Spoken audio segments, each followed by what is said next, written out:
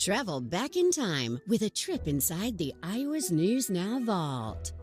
According to preliminary reports, it happened almost directly above Iowa City. 3 large commercial airplanes carrying almost 300 people converged on nearly the same spot at the same time. The planes were all coming from different directions. A United flight was en route from Salt Lake City to New York.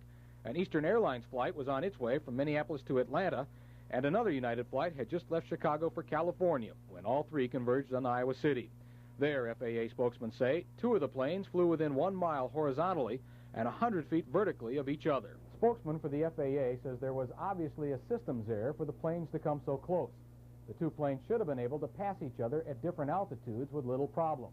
But one of the planes apparently began changing altitude. For now, the FAA will say only that the error does not appear to be mechanical.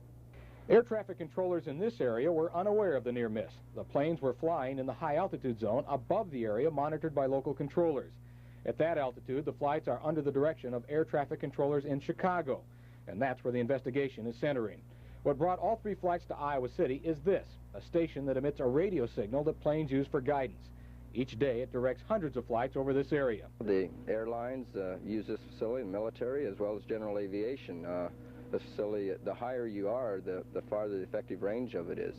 The Iowa City Airport uses this facility for one of its instrument approaches.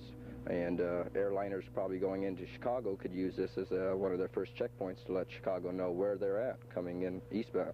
The investigation is now centering on flight tapes and interviews with both air traffic controllers and flight crews. Determining exactly why the planes came within seconds of disaster, say FAA officials, could take a long time. Mark Cooper, 2 Action News, Iowa City.